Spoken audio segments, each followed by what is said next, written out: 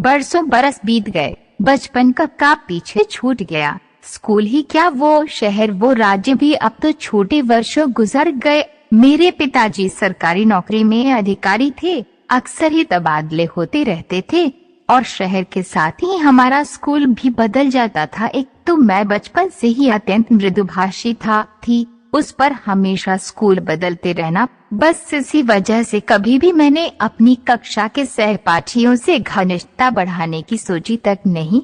School की short recess में जब सब मिलजुल कर टिफिन खाते थे तो मैं चुपचाप एक कोने में बैठकर फटाफट टिफिन समाप्त कर उठकर क्लास में आकर बैठ जाती थी। जब मैं 9वीं कक्षा में पहुंची तब पिताजी का ट्रांसफर रायपुर में हो गया।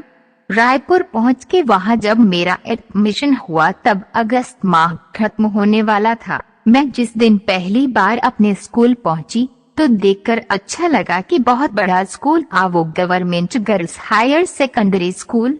मेरी क्लास में लगभग सभी लड़कियां आपस में एकदम मिलजुल के रहती थीं, लेकिन मैं वहां नई होने और अपने अंतर्मुखी स्वभाव के कारण कभी किसी से घुल मिल नहीं पाती थी। मैं अपनी क्लास का पता लगाकर बैग रखने गई तो वहां मौजूद लड़कियां मुझे अजनबी नजरों से घूरने लगी, पर तभी प्रार्थना की घंटी बज गई और हम सब प्रार्थना करने चले गए। जब वापस कक्षा में लौटे तो कक्षा की मॉनिटर मुझसे बोली, इस क्लास की तो सभी सीट फुल है, सब लड़कियों की जगह फिक्स है, अब तुम्हारे बैठने के लिए बेंच नहीं है। लाल गुलाब देते हुए कहा, ये तुम्हारे लिए लाई हूँ। मैंने ये पौधा अपने हाथों से लगाया था और ये उस पौधे पर खिला पहला गुलाब है।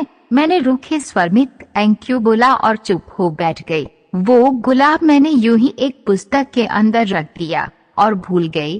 कुछ दिन बाद ही मेरे स्कूल में इंस्पेक्शन था, सबको फुल ड्रेस में आने की सख्त वार्निंग दी गई थी। मैं जब स्कूल पहुंची तो अचानक याद आया कि मैंने जल्दी में स्कूल बैग नहीं पिनअप किया था। अब तो मेरी हालत खराब हो गई। सबको जैसे ही इंस्पेक्शन के लिए हॉल में जाने के लिए कहा गया, मैं घबराहट में रोने लगी। सब लड़कियां खुसुर करती हुई चलती, किसी ने भी मेरी तरफ न तो ध्यान दिया और न ही रोने का कारण पूछा। तभी सीमा दौड़कर मेरे पास आई और अपने शर्ट पर लगा बैग निकालकर मेरे शर्ट पर लगा दिया, फिर धीरे से बोली, तुम रो मत, इसे पहन लो और जाओ इंस्पेक्शन के लिए। मैं आश्चर्य से उसे देखने लगी, फिर बोली, पर तुम्हें तो फिर पनिशमेंट मिलेगी न? तो वो मुस्कुरा कर कहने लगी, अपनी सहेली के लिए पनिशमेंट भी मिले तो कोई बात नहीं, पर मैं तुम्हें हमेशा हंसते हुए देखना चाहती हूँ,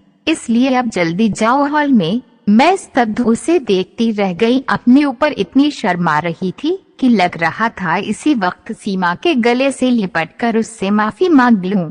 तभी मेरी क्लास टीचर आई और बोली, तुम्हारी मम्मी ने ये बैग भिजवाया है, तुम जल्दी में भूल गई थी। मैंने वो बैग सीमा के शर्ट पर अपने हाथों से लगा दिया और प्रसन्न मन हम दोनों हॉल की ओर चल पड़ी। उसके बाद से जाने कितने शहर बदले, पर आज तक वो लड़की सीमा मेरी बेस्ट फ्रेंड है और उसका दिया उपहार वो लाल गुलाब भले ही कब से मुरझा चुका है, पर आज भी मैंने उसे मखमली डिबिया में संभाल कर रखा है, जो हर पल मुझे अपनी सच्ची सहेली सीमा और छत्तीसगढ़ की ममता में धरा की याद दिलाते